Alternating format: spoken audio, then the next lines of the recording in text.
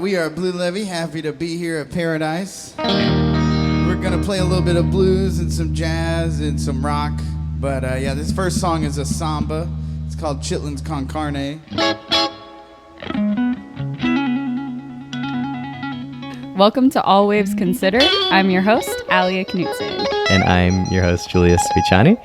And we're here to talk about a fun surf day we had. And we're here to talk about Alia. Alia? Am I saying that right? Alia, yeah. Alia. I've always had a trouble with your That's name. okay. It's really hard. You know, I started to embrace the nickname Big Al because a lot of people, since I was a kid, it started when I was a kid. I hated it. And then it just like follows me everywhere. So now I just like, I just tell people like Al, Big Al, whatever, if that's easier. It feels like a surf name. Yeah, I think it's kind of funny. It's like, it is really funny when we're in the lineup and people are like, Big Al. I'm like, yep, that's me, I guess. That's me. I didn't know that. So now we have two Als. We have Al Ricker and now we have Big Al. Yeah. Hopefully I surf like Al when I'm his age. That's what we all hope. Yeah. That's the dream. Yeah, it is. Can you tell me a little bit about yourself? I feel like I have like breadcrumbs. I know you've moved around a lot, but I also know you've spent some of your childhood here. Yeah. So I grew up in Washington State, and then the first time I came to Pensacola, I was in high school. We came to kind of visit family. It was our first trip like outside of the Pacific Northwest.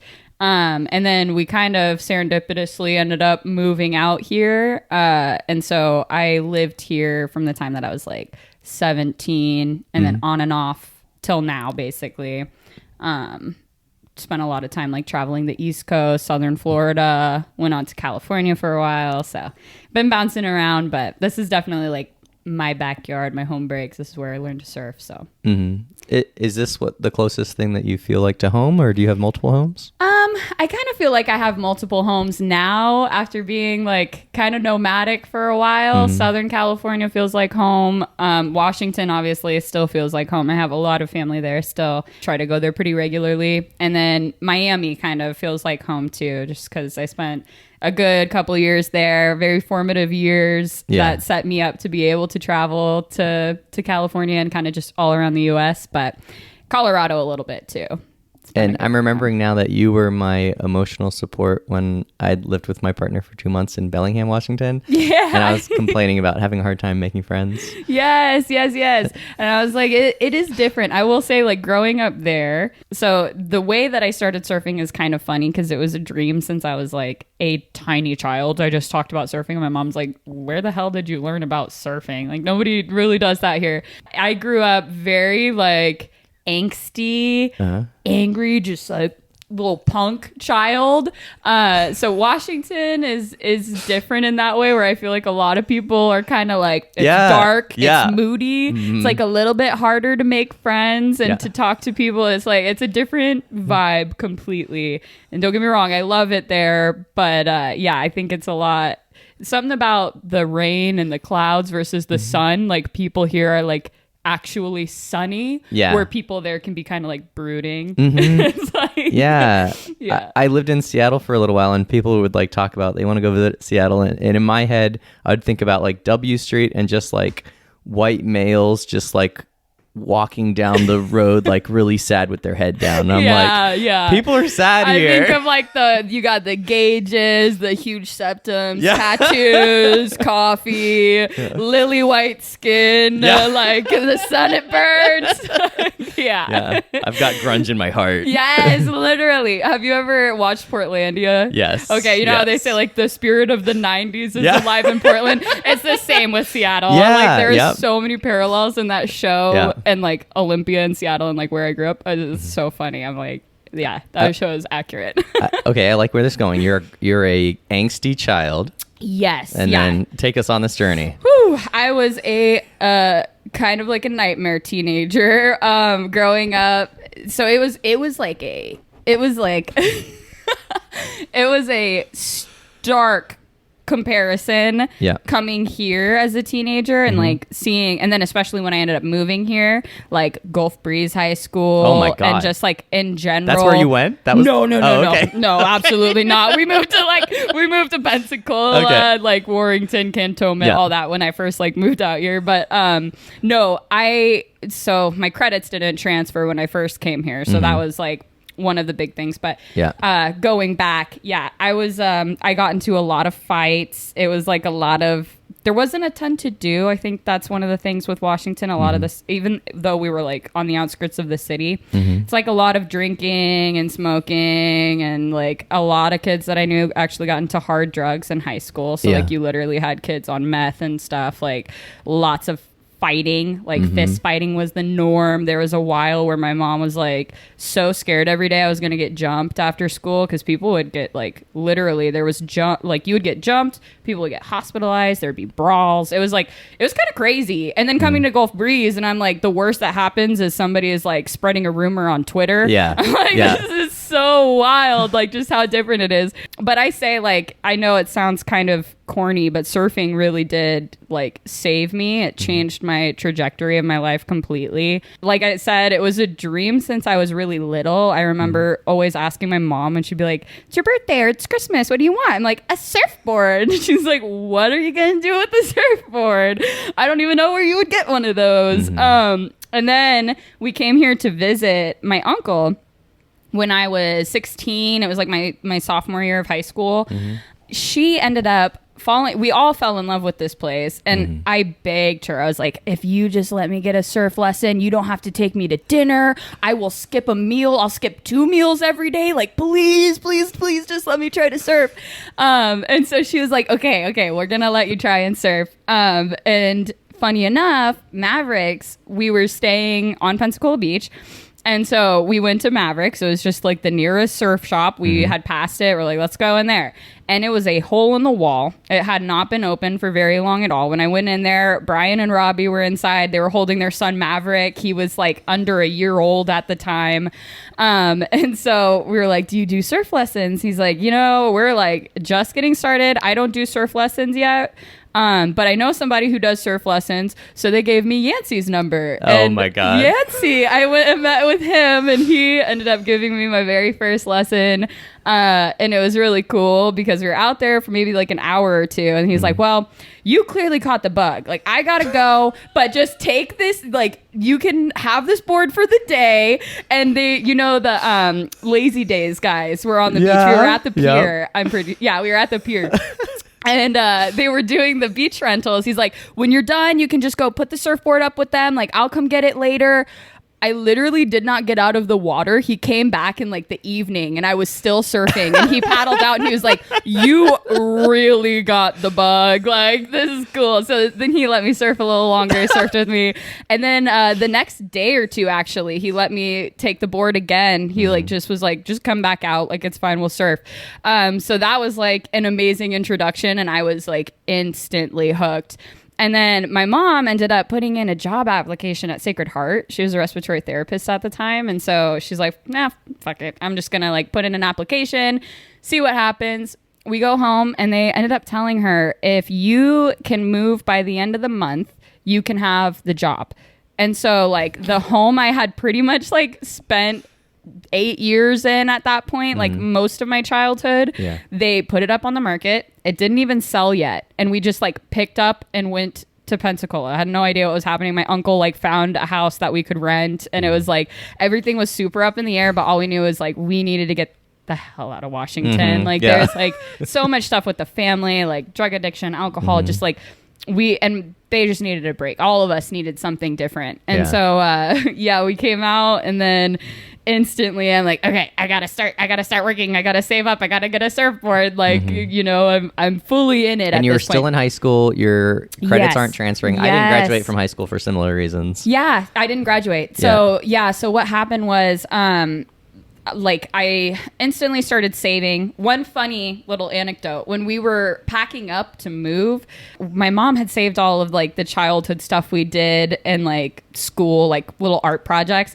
And so I must have been in like first grade or second grade, and it was like one of those like, what do you want to be when you grow up? And there's like this little child drawing. I was probably like 6 years old, and I drew me holding a surfboard, and I said, one day I'm gonna be a surfer girl in Costa Rica. Okay. And we saw it. My mom was like, this is crazy. Like, how did you know that there was even surf in Costa Rica at like 6 years old? I'm like, I don't know. Like, this is like, it's just the universe. I guess I came into this lifetime just like, this is what I wanted to experience. This is what my soul wanted. So it's really funny to look back on just like, I never would have predicted that in high school. And at that point, I had kind of let that dream of surfing go because I'm like, I'm going to be stuck here forever. But anyways, so yeah, credits didn't transfer, even though so I got into a lot of trouble when I was a teenager. And then that year in between coming to Florida and being in Washington, I had to go to an alternative school because the school I was in pressed charges. I was not allowed on the property anymore.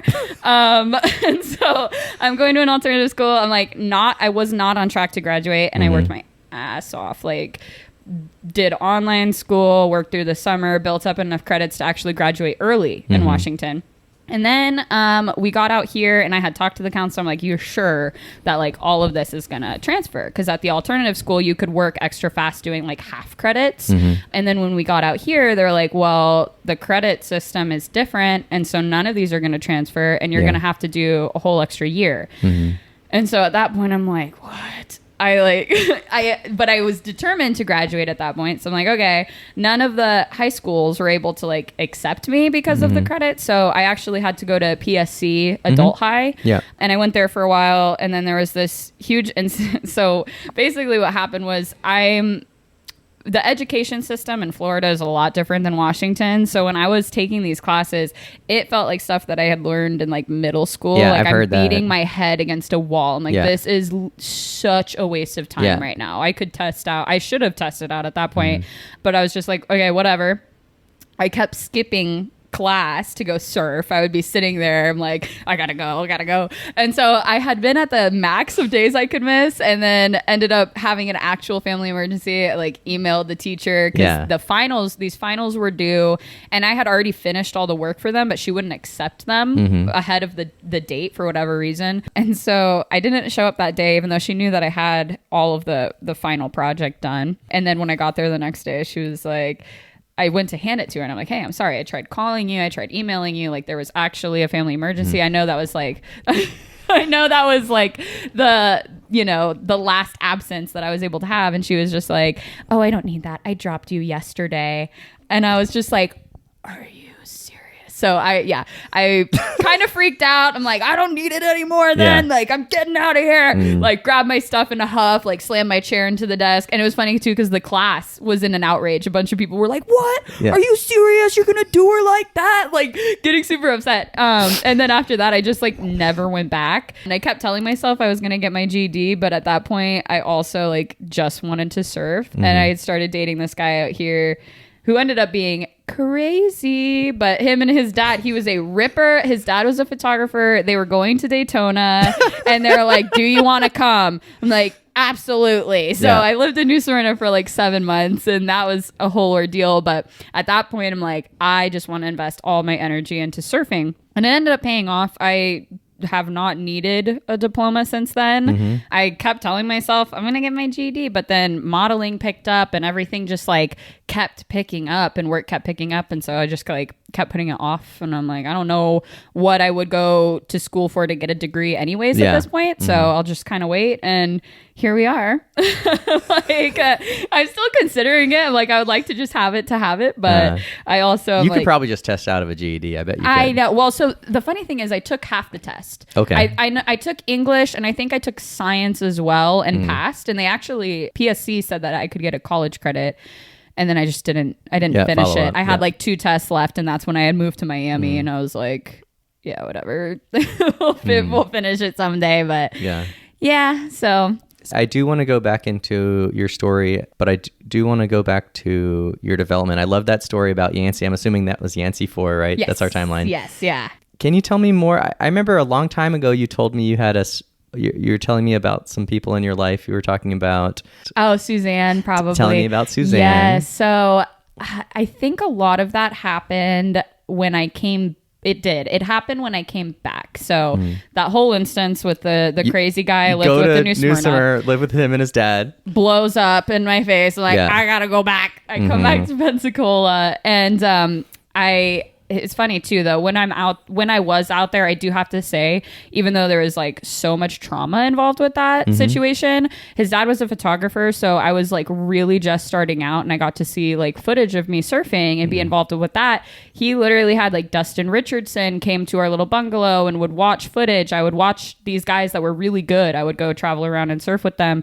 Met Craig Cronin out there. I had a board shaped, like he shaped me a board that was just like an all around Florida board.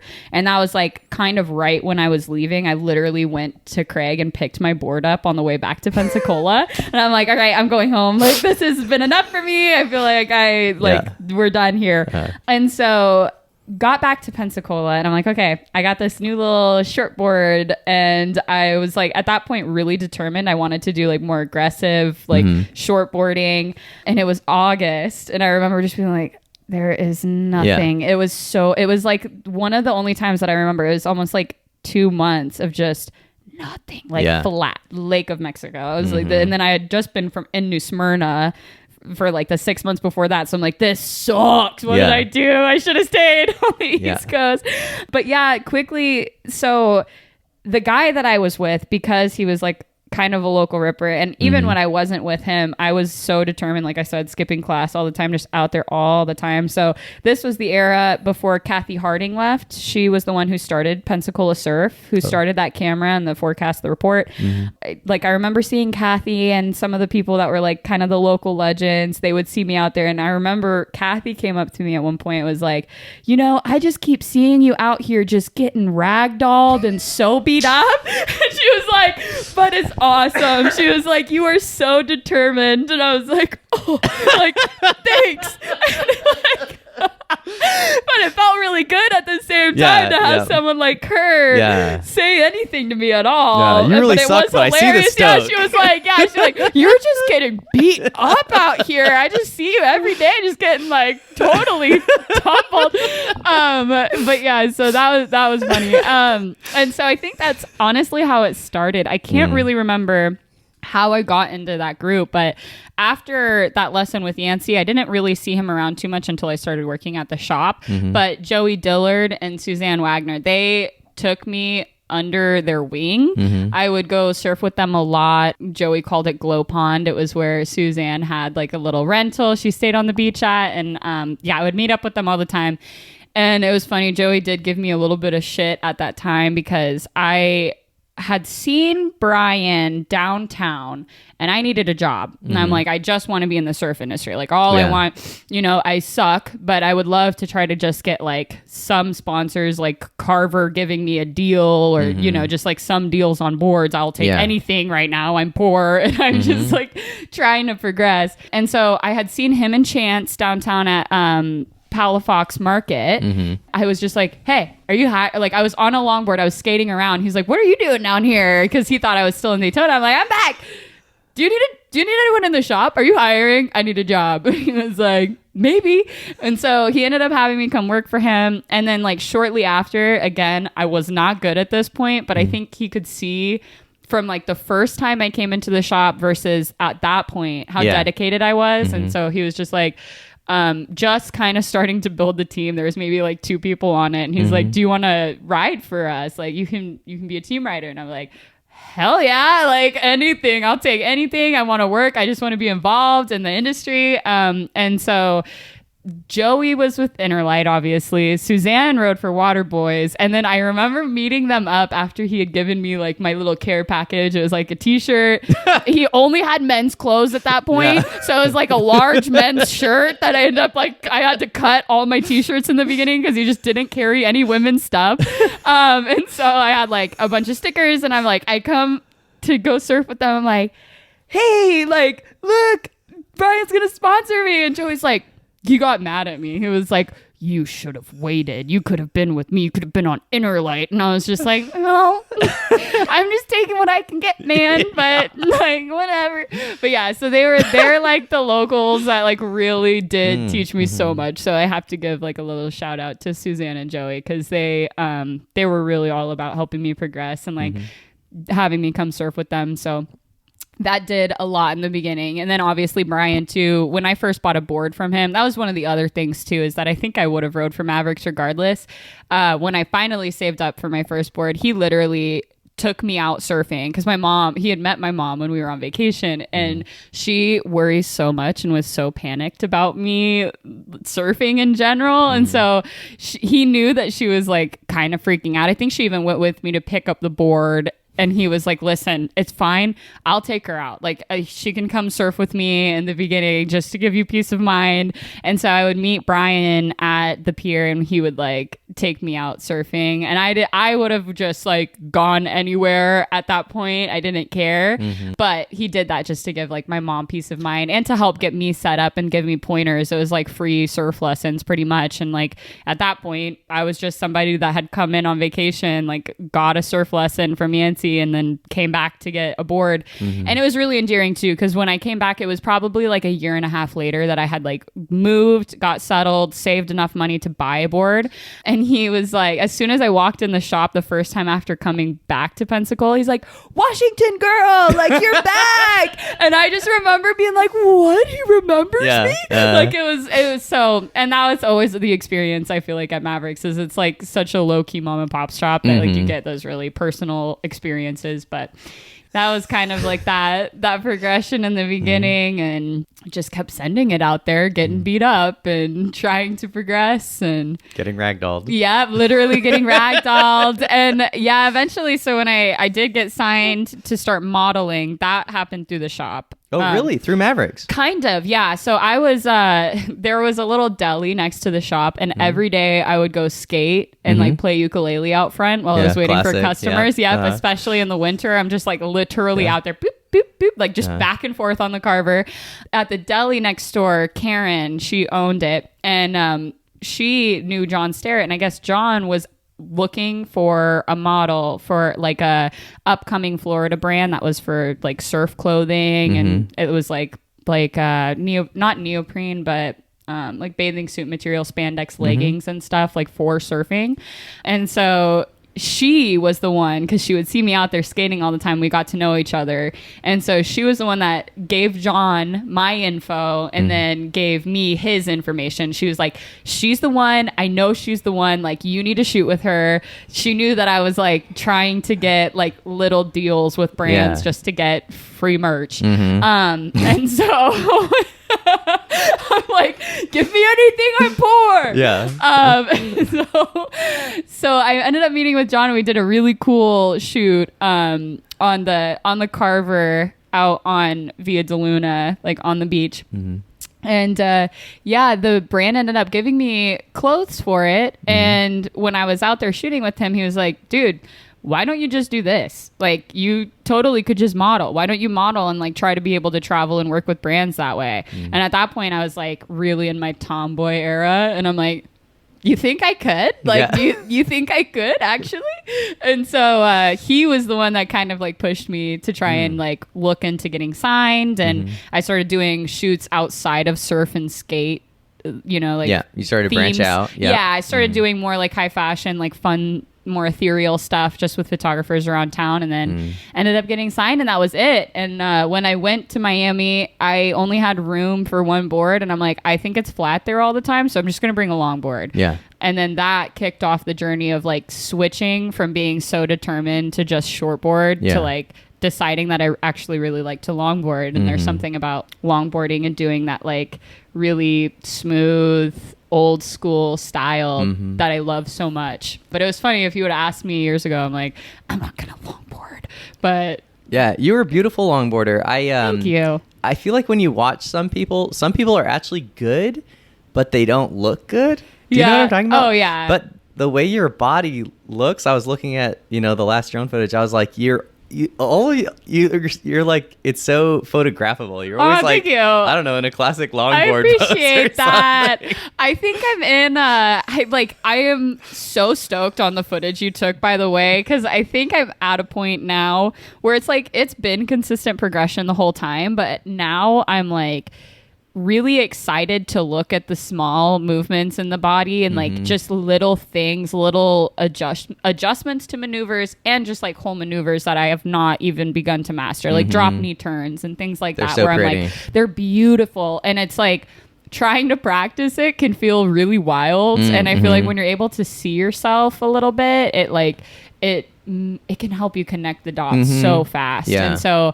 now I'm like, sometimes I see pictures and I'm just like, oh, that's cool. Like I'm doing things that I remember a couple years ago, just being like, man, I cannot wait to just like be able to cross step better one day. And now I feel like I'm at a point where I'm like, cool, I want to start getting more of the turns, like trying to practice more of like the precision longboarding, like being able to do these maneuvers that are like kind of tough. Those like the drop knees, sometimes I feel so crazy trying to practice it. I'm like, I don't know what I'm doing. Yeah. I don't know what I'm doing wrong. I don't know what I'm doing right.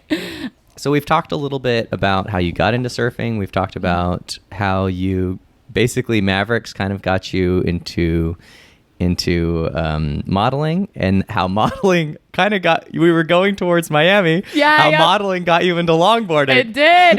It's so funny. Yeah. And then the most ironic part is that I absolutely could have been shortboarding in Miami. I had no idea until I went down there. And I think it's how a lot of people view Florida, and especially Pensacola, the Gulf. All the time when we were traveling, you have like two schools. When we would be in California, people would either be like, oh, you surfed in Florida? There's never on the Gulf Coast. There are no waves out there. And then you have people that are like, oh, Pensacola. Do you know Yancey? Do you know Sterling? And it was so funny. And so I felt that way going to Miami, where I'm like, oh, it's going to be flat and just techno, and that's it. Yeah. And and I was like, okay, we'll see how this goes. But like I had to go for work. And so, I got down there and then slowly found that the surf scene, the community there is so tight knit. And then you have these like unicorn swells that come twice a year, where it's like people fly from all over to go surf. It looks like pipe. It's crazy. It gets so heavy, so beautiful. And you have like pretty consistent waves throughout the year. I would compare it to Pensacola, actually. And so it was pretty funny. Is it better in the summertime? It's like comparable. Okay. I think it maybe is like a little bit smaller, like you have more flat days, but it's kind of like here where you might, this summer, I have no idea, but like this year's been so good to us. Like it's insane. I don't know if that's been the case down there, but I think it does get a little slower in the summer compared to here, but I mean, it's very similar. Like the amount of days that you can surf out of a year are pretty comparable to here. And also like here you get a couple days where it's just like insane. It feels like you would not, if you just saw pictures, you wouldn't think it was Florida. Right. Yeah. So that was cool, but it was ironic that I went down there and like fell in love with longboarding, but you get these super heavy days that you like kind of need a shortboard. Don't want a 9.6 also, I fell in love with like taking the longboard into really sketchy waves where it's like kind of, that's something that I like to do is like I like to take a lot of foam into a heavy wave and just like, let's see if I can get barreled on the log. Like, but I do love doing that. So that definitely kicked off that journey. And then California, I had already been like in love with longboarding being in Miami, and just like that's what I had was longboards available. Modeling gets you to California? Yeah, it got me money. Like, and the money got you to California. Yes, it got me the freedom to travel where I'm like not working a 9 to 5. I can like come to town and I can come work with a client. And I was really blessed that like my agencies, and I'm still with them, but when I was traveling on the road, I'm really lucky for the agencies that I have because they're so forgiving and just gracious for me to be able to travel and not be in the hub. So like not be in Miami or LA or New York. That's their preference, is that I'm within striking distance of one of those cities, but they were really supportive of me traveling in the bus and like doing, just following my dreams really and taking the work as it came. If they want the lifestyle model, they better live with her. They have to support the lifestyle. Exactly. And so they were really good about that. They were really good about they knew that I wanted to go to California in the van. And so they worked on placing me with agencies in California so that I would have like more meetings to go see, clients that I could work with out there. So that's what kind of got me there. But I was able to take like a year, really. We took about a year to get to California. We traveled the US and like saw a bunch of stuff. You were with Caleb at this point? Okay. Yeah, we got the bus together. So I met him when I had a van, and we met through our friend Rudy who has a bus, and he was working on the bus. And actually I had met Rudy in the lineup and didn't realize his real name's Rodolfito, and that's what's on Instagram. And I was doing a campaign shoot at the time, and I had met another guy who went back and forth between Miami and California. They're like, the whole community out there in Miami travels a lot. So they're either going to South America, Puerto Rico, or California a good bit of the time. Miami is a really transient city, and so that's just like kind of baked into the lifestyle of being a surfer there. And so when I was like there in the van, I brought the van, and I was like smoking with the production guys in the van after the shoot. Like we were just hanging out. He was like, you have to meet Rudy if you're getting ready to go to California in the next year. Like he's got a bus, him and his lady go back and forth. Like she's a model, he's a photographer. Like you have to meet them. So he gave me his Instagram. Rudy right away was like, hey, what are you doing? Like there's going to be surf. Let's see your van. Like I told him I was like working on the van. This is when I told you me and my friend went to Miami. We were just like sleeping with pillows and blankets in the back of the van, and he just like came for the ride. He just finished art school and was like, he got his degree, and he's like, I'll go to Miami with you, fuck it. So we were down there together, and we went and met up with them, and he was like sending me videos of Caleb working on the bus, and he was sneaky in his mind. He's like, ooh, I'm gonna introduce Caleb to this girl, like vice versa. And so we all went and met up, and I looked at the van, and they were like giving me tips for like what to do with my van. And we just all kind of hit it off. Me and Dylan ended up going to Caleb's afterwards. We all jammed, like played guitars at his apartment, like just had some beers. And after that was it. Whenever I was in Miami, I was like meeting up with Caleb, and we were like meeting in between Pensacola and Miami. So when I came back, we would look at swells, and if it was going to hit like New Smyrna was looking really good, we would both go drive and like meet each other. And so that's kind of how it started. And surf romance. Yeah. And after our last like trip to New Smyrna, I got the call that I had a bunch of work booked up for like a month in Miami. So he went back, and then I ended up having to go back to Miami, and I stayed down there for like a month or two. And that's when we like really started dating. And after a little bit, it was like, okay, well, I'm getting ready to go to California, and he was going to buy a van to take to California. And so at that point, we're like, maybe we just get a bigger van and go together. Yeah. And so that's what ended up happening. That's cool. Love alignment. Yeah, seriously. That is honestly how so much of the surfing journey and like just life in general, when I look back, that is exactly what it is. Like everything's just falling into alignment. Even when things are like kind of like when I went to New Smyrna the first time, feels like they're falling apart. Really, everything's just like falling into place. So it's really cool to look back on. But yeah, going to California was like another thing. Like I saw a lot of pros out there, which is really cool. Like getting to see Joel Tudor surf in front of me in person, like, and getting to see people like that surfing, just this like high level of surfing, but also this like deep appreciation for style. And especially for like, you have these people that are like, everyone's so talented out there, and you have people that are like surfing so high performance and aggressively on shortboards and longboards, and then you have a lot of people that are just like style kings and queens, like they're on heavy old boards and they're just like super graceful. And so that also kind of got in my head where I'm like, I have all these waves to choose from, and I can see all of these different like this scope of what people are capable of and like what surfing's about. And I still just was so drawn to like the classic style longboarding. And so being able to surf Malibu and, like all of these different places with just these amazing waves was like, that I think is where I kind of dialed that in. Exactly what I like kind of wanted my style to be, what I was like, just the most natural for me. That's cool. Yeah. We are at a beautiful place for a last thought, or just like a loose end you want to tie up, or like maybe a question or something that would bug you if you hadn't talked about it. Anything like that. And you can think about it for a little bit. One of the things that I've been thinking about lately when it comes just what we're talking about, like style. Mm-hmm. I got to a point in my surfing where it felt like I really wanted to focus on the technical aspects, and I was starting to be like, okay, like I need my heel to be here to engage the rail a little bit more, and I need to do this, and I need to drop my knee, and I need to lift my shoulder, and I need to turn my head. Like I'm like starting to focus on so many different things, like these technicalities, which can be really fun to focus on. But I think I'm now starting to learn that there's this really fine line between like kind of starting to play with these ideas and fixating on things that actually can take your surfing back. Yeah. Because I think now with like YouTube and you have all these like coachings, these retreats and things, like it's easy to get caught up in like progression. Yeah. Like, what do I need to do? My body.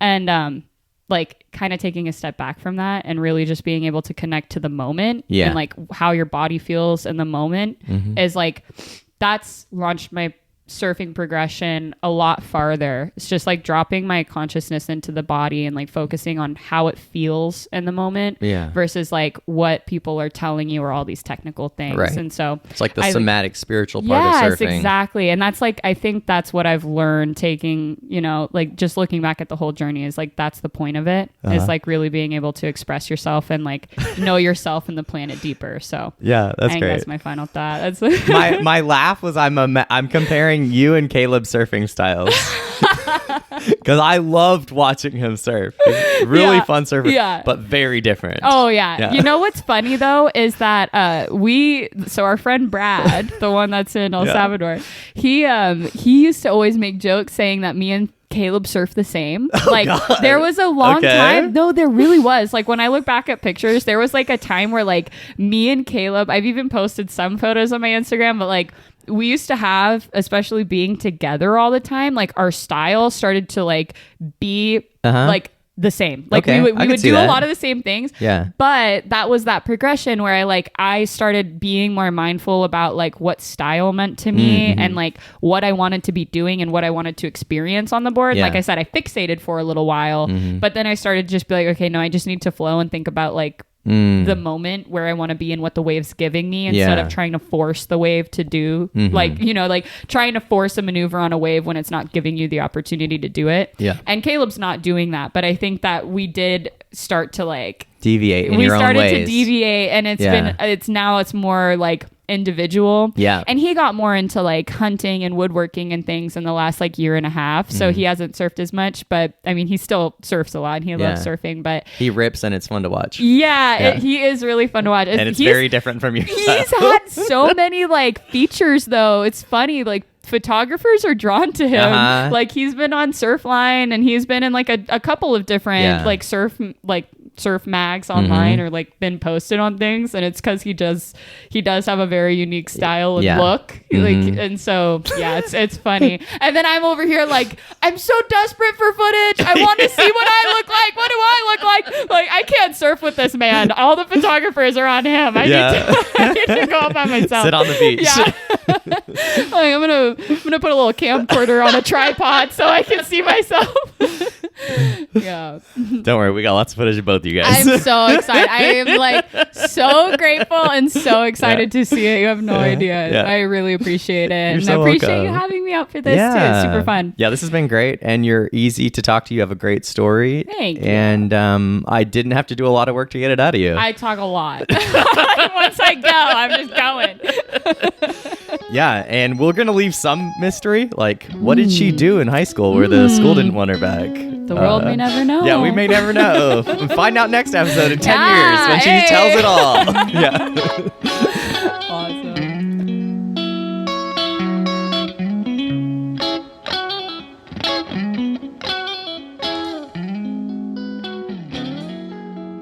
Thanks for watching All Waves Considered. I've been your host, Alia Knutson. I love you. Goodbye.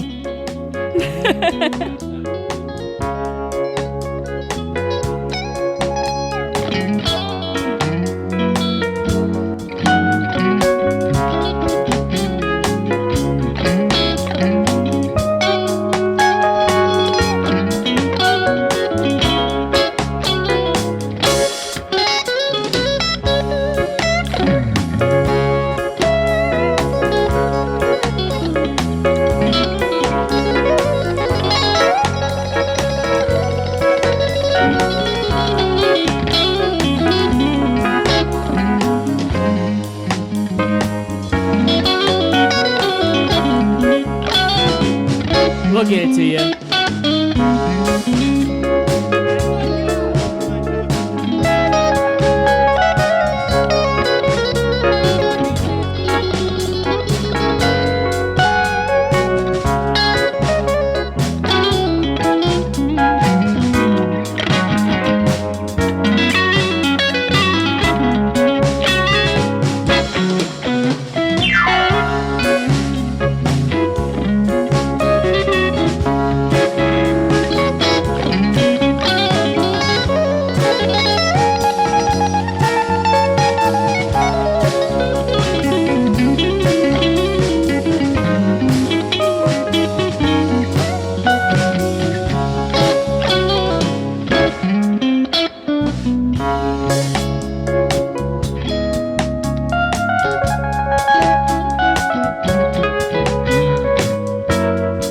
We got Jack Brimley over here on the keys.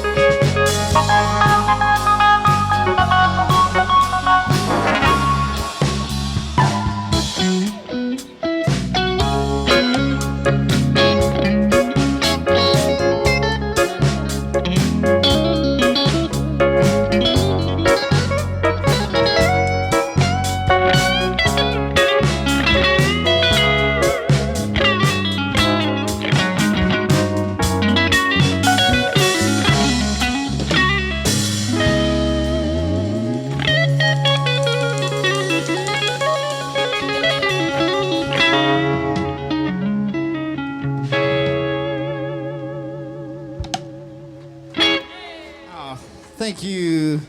That was some Kenny Burrell. This next song is a Gary Clark Jr. tune.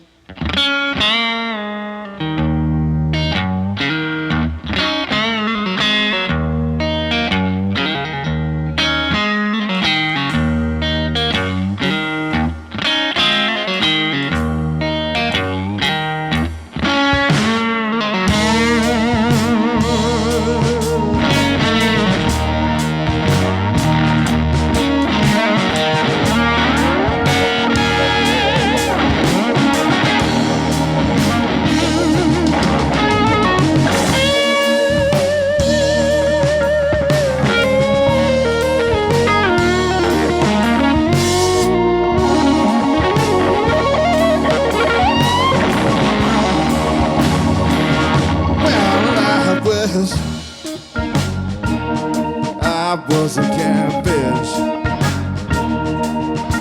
a swimming in the deep blue sea. But how far you pretty women fishing after me, fishing after me, fishing after me. Well, I'm broke and I'm hungry. I'm knocking it out a dirty too. Said if I clean in Alabama, can I come home with you? Can I come home with you? Come home with you.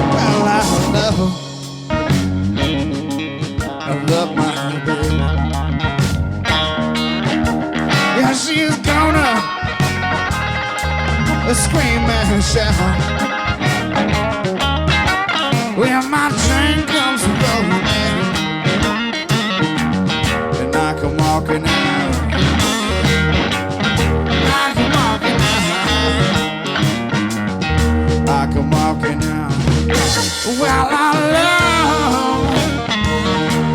I love my baby.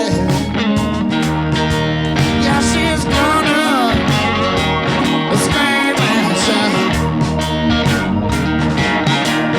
Said you ain't gotta worry about me. Hang around no more. Hang around no more. Hang around no more. Hang around no